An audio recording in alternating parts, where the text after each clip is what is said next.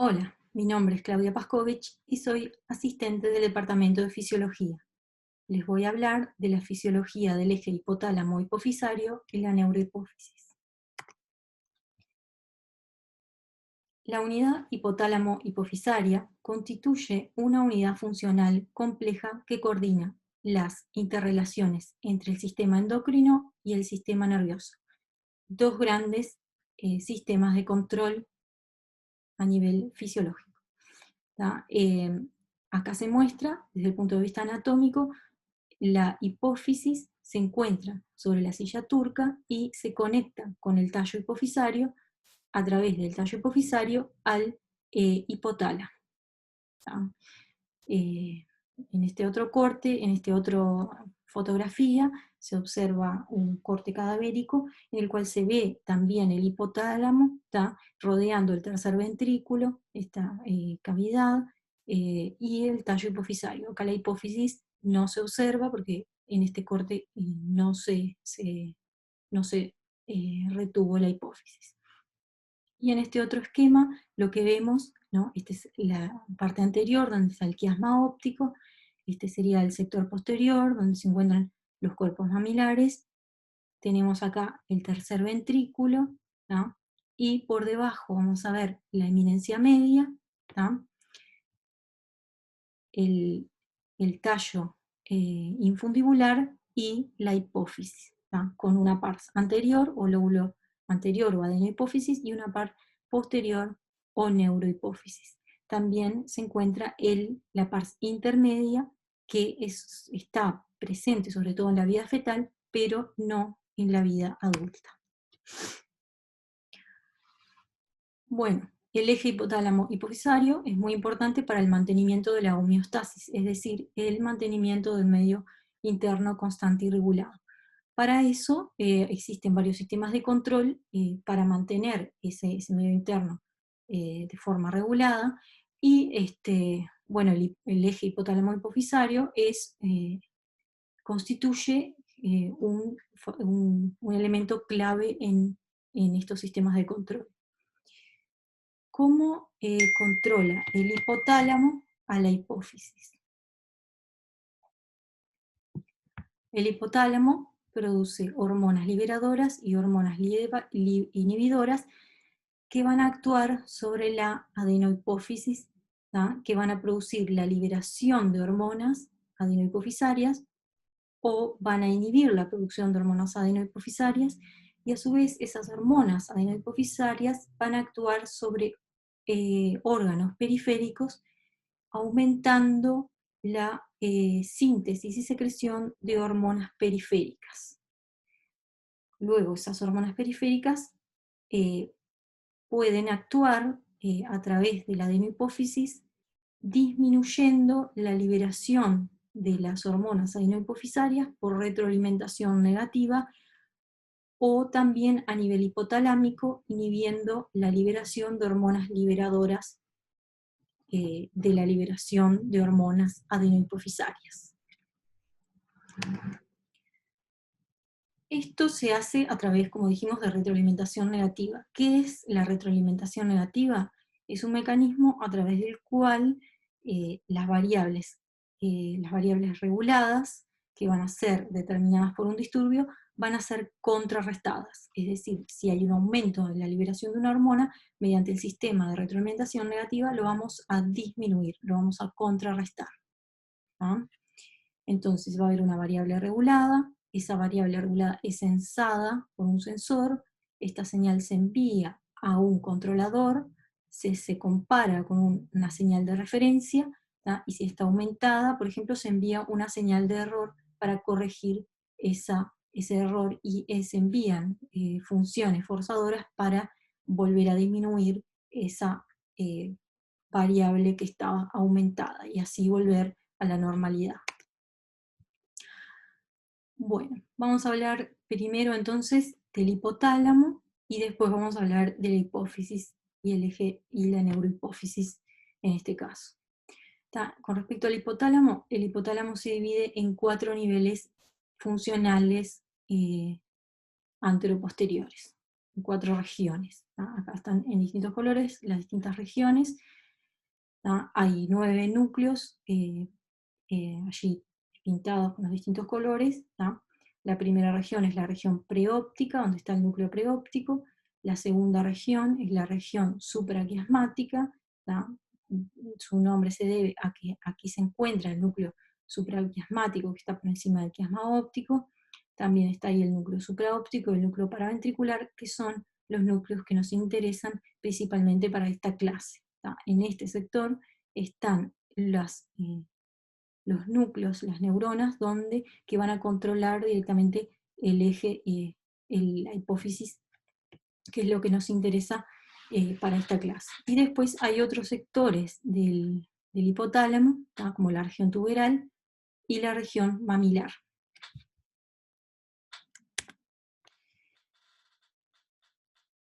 Bueno, ¿cuáles son las características generales de la fisiología del hipotálamo? Que el hipotálamo coordina tanto las acciones endocrinas como autonómicas como comportamentales. Es un gran controlador. ¿tá? Y las funciones son de autopreservación, son funciones fundamentales para la vida, como el control de la ingesta de agua y la reproducción. El hipotálamo, por ejemplo, controla a través del eje hipotálamo hipofisario el balance hidroelectrolítico. Por otro lado, también controla la temperatura, controla la ingesta, la función sexual, el parto, la lactancia, los ciclos biológicos, el ciclo sueño-vigilia, emociones, el metabolismo. Son un montón de funciones que controla el hipotálamo. Para poder controlar esas funciones, recibe información tanto del medio interno como del medio externo, a través de la vía neural, directamente por proyecciones neurales, o a través de una vía humoral, a través de la sangre o del líquido cefalorraquídeo, en donde puede sensar las concentraciones de distintas sustancias a las cuales va a controlar, como la glucosa, la osmolaridad, etc. ¿Y cómo regula el hipotálamo la conducta? Principalmente a través de proyecciones directas e indirectas a través del sistema tálamo cortical y la amígdala. Acá rápidamente para mostrarles cómo el hipotálamo está conectado para regular las emociones a distintos núcleos, ¿no? Proyecciones a la amígdala, proyecciones al tálamo medio dorsal, proyecciones al el septum, y que a su vez esos núcleos proyectan en distintas regiones del sistema límbico para controlar las emociones. Por otro lado, el sistema nervioso autónomo tiene proyecciones al sistema nervioso autónomo, y por otro lado tiene proyecciones al eje hipotálamo hipofisario. ¿Por qué mencionamos todo esto? Porque, como dijimos, el hipotálamo coordina todas estas funciones, es un gran coordinador de distintas funciones para que todo esto tenga una armonía. Bueno, y ahora vamos a pasar a la hipófisis. A la neurohipófisis. A la hipófisis, perdón. Entonces, dijimos, la hipófisis se divide en hipófisis anterior y en hipófisis posterior. La hipófisis anterior, las neuronas son parvicelulares, es decir, son neuronas pequeñas, liberan hormonas liberadoras hacia una red capilar primaria que se encuentra en la eminencia media. Esta red capilar primaria se conecta con una red capilar secundaria. Estas hormonas se van a transportar por este sistema porta, de ahí van a llegar a células que se encuentran en la adenohipófisis, células adenohipofisarias, para producir, para estimular la liberación de hormonas adenohipofisarias, que a su vez van a pasar a la sangre y de ahí van a ir a la circulación general. Esto sería en el caso de la hipófisis anterior. En el caso de la hipófisis posterior, a diferencia de esto, las neuronas son neuronas grandes, neuronas magnocelulares, como se está poniendo en el esquema, ¿no? Neuronas magnocelulares, cuyos cuerpos celulares están en el hipotálamo, pero sus axones proyectan directamente hasta la neurohipófisis y sus terminales axonales terminan en oposición con los vasos sanguíneos en donde vierten directamente las neurohormonas. Producen neurohormonas, se llaman neurohormonas porque son hormonas sintetizadas por neuronas. Los núcleos en donde se encuentran los cuerpos celulares que proyectan a la neurohipófisis están principalmente en los núcleos supraóptico y paraventricular del hipotálamo. Una cosa importante respecto a la vascularización de la glándula, ¿no? Es una glándula muy vascularizada. Recuerden que hay un sistema porta hipotálamo hipofisario para el caso de la adenohipófisis. Los vasos porta tienen una comunicación entre la sangre y el sistema nervioso central, ¿no? Hay una barrera hematoencefálica incompleta, y existe la presencia de tanicitos, que los tanicitos son células ependimarias que están en el borde del tercer ventrículo, son modificadas y tienen prolongaciones hacia el interior del parénquima. Esas prolongaciones sirven para transportar sustancias hacia y desde el líquido cefalorraquídeo que podrían ser señales para determinadas funciones que están ocurriendo. Bueno, ahora vamos a concentrarnos en la neurohipófisis. Como ya dijimos, las células, los cuerpos celulares se encuentran en los núcleos supraópticos y paraventricular del hipotálamo. Las neuronas del hipotálamo producen hormonas y tienen sus terminales nerviosas en la red capilar, directamente en la neurohipófisis, donde liberan las hormonas hacia la circulación sistémica. ¿Cuáles son las hormonas liberadas por la neurohipófisis? Las dos hormonas principales son la hormona antidiurética, abreviada como ADH, o también llamada vasopresina, y la hormona oxitocina. Ambas son hormonas peptídicas de 9 aminoácidos, son pequeñas, tienen una estructura similar. Ambas son producidas en los núcleos supraópticos y paraventricular,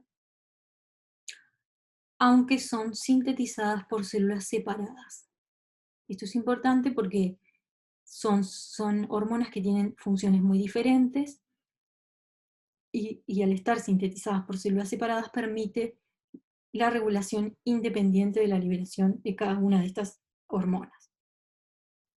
La vida media de estas hormonas es corta, alrededor de 10 minutos, lo que permite que sean reguladas rápidamente, que su función sea rápida, también se termine rápidamente, y son metabolizadas por el riñón y el hígado.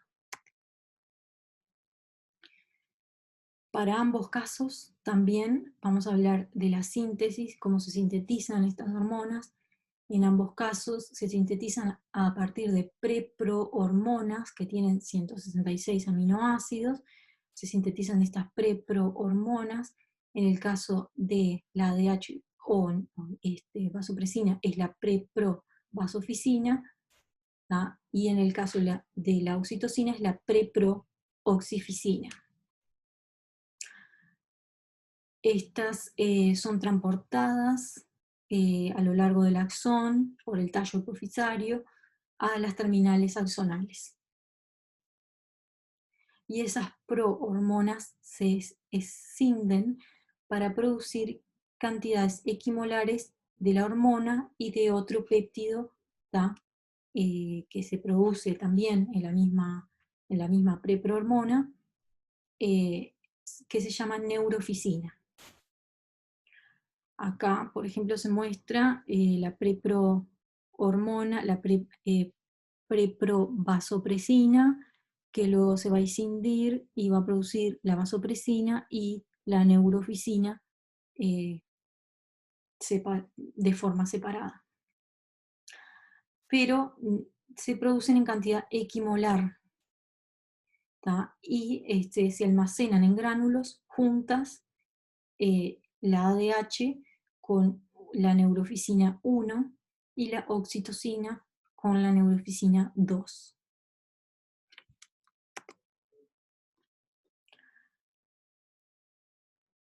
¿Cómo es la liberación de estas hormonas? Se liberan desde la neurohipófisis por estímulos que a estas neuronas le van a llegar de distintos sectores de otras regiones del cerebro, ¿tá? De otras neuronas, interneuronas hipotalámicas, etc. ¿Tá? Llegan a las dendritas de estas células produciendo la depolarización y la generación de un potencial de acción. ¿Tá? Acuérdense que son neuronas. Este potencial de acción viaja a la terminal axonal, donde produce la entrada de calcio intracelular que va a desencadenar la exocitosis de la hormona junto con la neurofisina. Las hormonas y las neurofisinas entonces van a entrar en la circulación periférica y ambas pueden medirse en sangre. Sin embargo, a veces la medición de la vasopresina es difícil porque la vasopresina tiene niveles plasmáticos muy bajos y además la vida media es corta, entonces hace difícil su medición. Y lo que se hace es medir la neurofisina, o ahora también se está viendo que se puede medir otro péptido que también se produce en la misma secuencia de la vasopresina. Se produce también otro péptido llamado copeptina, y esta copeptina es más estable in vivo, ¿tá? Que la propia vasopresina, lo cual hace que sea más fácil medir la copeptina en lugar de la vasopresina. Como se producen en cantidad equimolar, es equivalente medir esta en lugar de esta.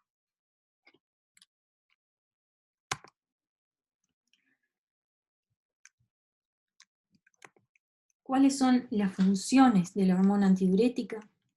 ¿Ah? Tiene dos funciones principales. Una es a nivel del riñón, que es la retención de agua y la reducción de la diuresis. ¿Ah? La diuresis es la excreción de orina por unidad de tiempo.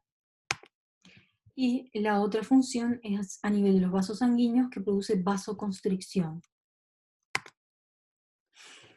El estímulo principal para la secreción de hormona antidiurética es el aumento de la osmolaridad plasmática, o, si no, la disminución del volumen plasmático. Ahora vamos a hablar de la regulación de la secreción de hormona antidiurética, pero antes de eso, rápidamente les voy a mostrar un poco de cómo actúa para tener una idea, aunque esto lo van a ver en más detalle en las clases de renal. La hormona antidiurética o vasopresina actúa a través de los receptores de vasopresina. Están los receptores de vasopresina 1 y 2. El 1 a su vez se divide en A y B. ¿tá? Y estos receptores están distribuidos en gran cantidad de tejidos, ¿tá? Como ven, riñón, hígado, páncreas. ¿tá? A nivel del músculo liso vascular está el receptor B1A. A nivel de riñón está el receptor B2, ¿tá? Y como ven, en distintas regiones predominan distintos tipos de receptores de vasopresina. A nivel renal, por ejemplo, predomina el receptor B2, pero el receptor B1A también está porque está a nivel vascular, del músculo liso vascular. Y bueno, y esto sería en el hígado. Y brevemente, el mecanismo de acción de la vasopresina o ADH es a nivel del riñón, actúa produciendo la reabsorción de agua. ¿Cómo? Haciendo que se inserten canales de agua en la membrana y provocando la reabsorción, lo que permite la reabsorción del agua a nivel renal. La ADH se une al receptor, esto produce el aumento del AMP cíclico, esto produce la fosforilación a nivel del núcleo para el aumento de la síntesis proteica de los canales de acuaporinas 2, que son los que son canales de agua que se van a insertar en la membrana y van a permitir, entonces, van a aumentar la permeabilidad al agua y la reabsorción de agua a nivel renal. Esto es lo que está esquematizado en el centro del esquema. Este esquema vendría a ser la regulación de la secreción de hormona antidiurética, que es lo que nos interesa, es una de las cosas que nos interesa hablar en esta clase. Cómo se regula la liberación de la hormona antidiurética. Como habíamos dicho en un principio, uno de los estímulos principales era el aumento de la osmolaridad plasmática. El aumento de la osmolaridad plasmática es sensado en el hipotálamo. ¿tá? Esto hace que se estimule la secreción de hormona antidiurética para así reabsorber agua y restablecer la osmolaridad plasmática a la normalidad. Entonces se secreta la hormona antidiurética y actúa a nivel renal para la reabsorción de agua y el restablecimiento de la osmolaridad plasmática a la normalidad. Pero en forma paralela también hay otro mecanismo que es la sed. Se estimula la sed, la persona toma agua y la osmolaridad plasmática también, paralelamente, es otro mecanismo que hace que se restablezca la osmolaridad plasmática a sus valores normales. Esto es un experimento, que se los pongo como de ejemplo, que en realidad fue uno de los experimentos en los cuales se descubrió la hormona antidiurética en el 1940, en un animal de experimentación. Se realiza antes y después de la extirpación quirúrgica de la hipófisis posterior, porque en ese momento no se sabía que era la hipófisis posterior la que estaba regulando la diuresis. Entonces, en este experimento, en el animal, antes de la remoción de la hipófisis posterior, se mide la diuresis en función del tiempo. Primero toma agua y aumenta la diuresis, aumenta la excreción de orina en función del tiempo. Luego se le agrega una solución hiperosmótica de cloruro de sodio por vía intraarterial, y eso iría en dirección hacia el sistema nervioso central, y eso rápidamente provoca un efecto, una disminución de la diuresis. Luego, o sea, eso sería equivalente a un aumento de la osmolaridad plasmática. Se produciría ADH, y lo cual haría una reducción de la diuresis. Por otro lado, si se agrega un extracto de hormona antidiurética, también un extracto de la hipófisis posterior de forma intravenosa, que sabemos hoy que contiene la hormona antidiurética, pero en ese momento no se sabía, también produce una disminución de la diuresis. Pero ellos no sabían que eso contenía la hormona antidiurética. Entonces lo que hacen es sacar la hipófisis posterior y repiten el experimento. Entonces ven que cuando agregan la solución hiperosmótica de cloruro de sodio, el efecto desaparece. ¿Por qué desaparecería el efecto? Porque la hipófisis posterior ya no está, entonces no se liberaría la hormona antidiurética, por más que se esté sensando un aumento de la osmolaridad. Y ellos, al agregar el extracto, sí se retorna el efecto de la disminución de la diuresis, porque este extracto contiene el factor que es antidiurético, que posteriormente se aisló y se descubrió que esa era la hormona antidiurética. Entonces, ¿cómo se regula la secreción de la ADH? Dijimos que había un mecanismo que es por retroalimentación negativa, y después, hay otro mecanismo que voy a hablar posteriormente que es anticipatorio, que no lo hemos mencionado todavía. Entonces, por retroalimentación negativa se va a regular de dos formas. Hay un control osmótico y un control hemodinámico. El control osmótico, ¿tá? Eh, es a través de la osmolaridad de los líquidos corporales, y el control hemodinámico es a través del volumen y la presión arterial. ¿Qué quiere decir esto? Primero vamos a hablar del control osmótico, que un cambio en la osmolaridad de los líquidos corporales es el factor principal de la regulación de la secreción de ADH. Es el más sensible, apenas si cambia un 1%, ya se detecta, y eso ya implica una secreción de hormona antidiurética. Acá en el gráfico muestra la osmolaridad plasmática y la concentración de ADH en el plasma. Mínimamente cambia la osmolaridad plasmática y ya se empieza a secretar la hormona antidiurética. A su vez, la ADH también es degradada rápidamente en el plasma. Y el control hemodinámico, el control hemodinámico consiste en que la disminución de la volemia o de la presión arterial también estimula la secreción de ADH.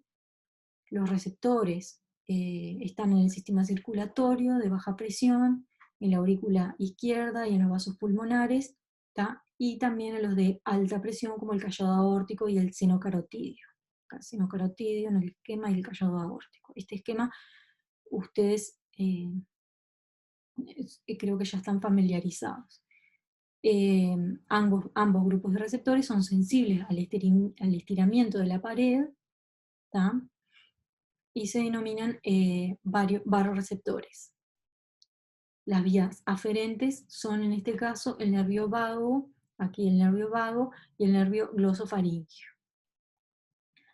Cuando ocurren cambios en la volemia, envían señales directamente al núcleo supraóptico y paraventricular del hipotálamo, para donde se encuentran las células que secretan ADH, para regular entonces la secreción de ADH. Así es como la regulación de la volemia influye sobre la secreción de ADH a través de este mecanismo. Pero, sin embargo, en el control hemodinámico se necesita un cambio de un 10% de la volemia para que haya un cambio en las concentraciones plasmáticas de ADH. Es mucho menos sensible. Esto, por ejemplo, lo que muestra acá, esto es la concentración plasmática, la osmolaridad plasmática, y la concentración en plasma de vasopresina o ADH. En euvolemia, pero cuando hay una contracción de volumen, es decir, una pérdida de volumen, se vuelve más sensible el sistema, porque a mínimos cambios de volumen ya hay un aumento mayor de la concentración de ADH comparado con el de la euvolemia, y pasa lo contrario cuando hay una reducción del volumen plasmático. Se vuelve menos sensible. Entonces los cambios de la volemia, en la volemia y en la tensión arterial influyen sobre la osmolaridad de los líquidos corporales. Por lo tanto, ambos sistemas están interrelacionados entre sí.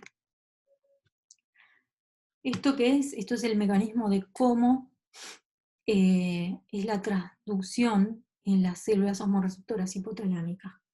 Cómo estos osmorreceptores sensan, cómo se dan cuenta que hay un cambio en la osmolaridad plasmática. En este esquema lo que muestra es una célula osmorreceptora, que es una neurona, ¿no? En distintos estados de osmolaridad. Acá hay una alta osmolaridad o hipertonicidad, y acá hay una baja hipertonicidad. Una baja tonicidad, es decir, una hipotonicidad. Entonces, si hay una hipertonicidad del medio extracelular, los canales de la neurona, o sea, la neurona, esto vendría a ser un esquema de la membrana celular, se encoge cuando hay hipertonicidad, lo que hace que se abran los canales y haya una corriente de entrada, y la célula se despolariza y empieza a producir más potenciales de acción, es decir, eh, la célula aumenta, se activa, ¿tá? Enviando sus señales, aumentando la producción de vasopresina.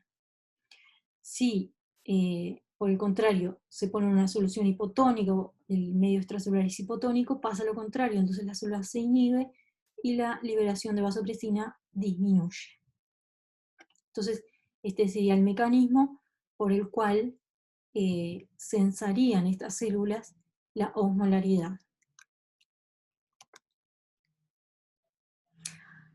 Y bueno, con respecto a la ADH, también hay un mecanismo, como dijimos, que es a través de la regulación de la sed.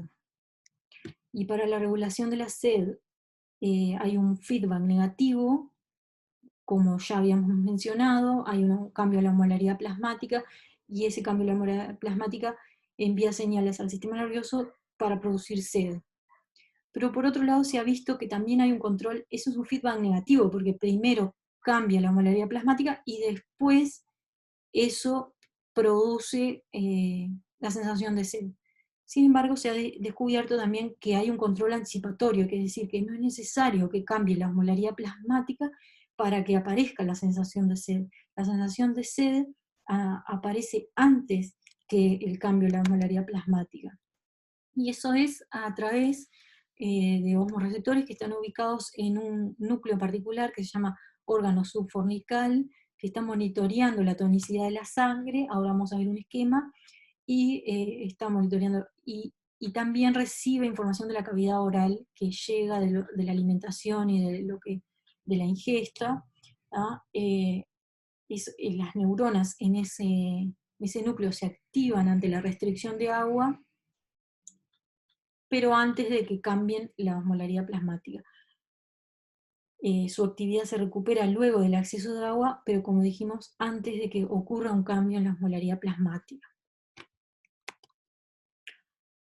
Aquí está representado el órgano subfornical. Esto sería en una rata, ¿tá? En una rata el órgano subfornical, que tiene proyecciones a distintas regiones, ¿tá? Que no vamos a entrar en detalle, pero en definitiva termina enviando información al hipotálamo, al núcleo supraóptico y paraventricular, para liberar vasopresina, ¿tá?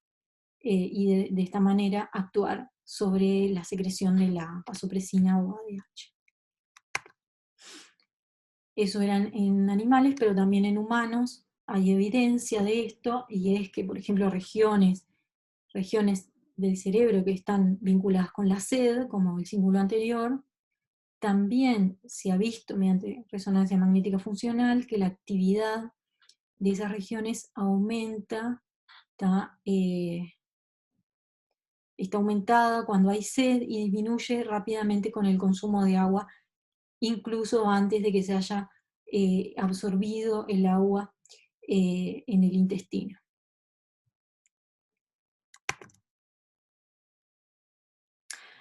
Bueno, por último vamos a hablar entonces de la oxitocina. De la oxitocina ya hemos hablado de cómo es la síntesis, cómo es la liberación, y ahora vamos a hablar de las funciones que tiene.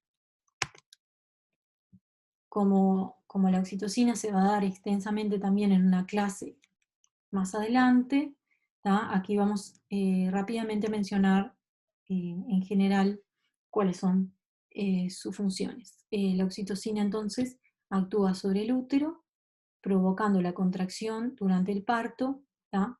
Y la otra función principal que tiene es en las glándulas mamarias, donde produce la secreción de leche durante la lactancia. Entonces los estímulos principales, ¿tá? Son, en el caso de la glándula mamaria, es la succión del lactante, ¿tá? Y en el caso del útero es la dilatación cervical durante el parto. A su vez también el estrés y la tensión emocional inhiben la liberación de oxitocina.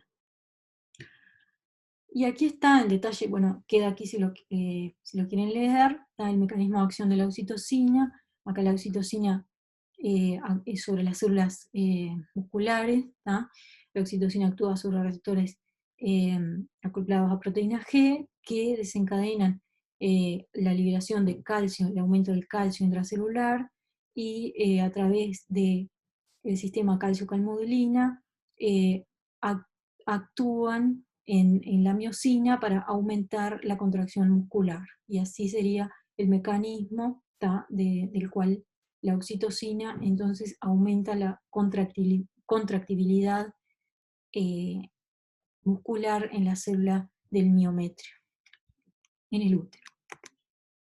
Y también en las células mioepiteliales de la mama, porque a nivel mamario la oxitocina actúa en las células mioepiteliales que están rodeando los alvéolos de las glándulas mamarias, acá representados en el esquema. Las células mioepiteliales rodean, al contraerse, producen la eyección de la leche. En respuesta a oxitocina, estas células se contraen, provocando el proceso de eyección de la leche. Y como habíamos dicho, la liberación de oxitocina se produce en respuesta a impulsos sensitivos que se originan en los pezones durante el amamantamiento. Y por último, bueno, les menciono rápidamente esto, que también lo van a ver en más detalle en otras clases. La oxitocina, esto vendría a ser contracciones uterinas, y la oxitocina aumenta la contractibilidad del útero durante el parto. El número de receptores aumenta a lo largo, el número de receptores para oxitocina aumenta a lo largo del embarazo, y también aumenta la sensibilidad de esos receptores, siendo máxima en el momento del parto. Y cuando se libera, incrementa el ritmo y la intensidad de las contracciones. Las contracciones, fisiológicamente, esto es cuando se agrega oxitocina de manera exógena, pero fisiológicamente se contrae y se relaja totalmente, que sería lo más eficiente para el momento del parto. Pero si se administra de manera exógena, puede pasar de que no se vuelva a relajar completamente y ya se empiece una nueva contracción.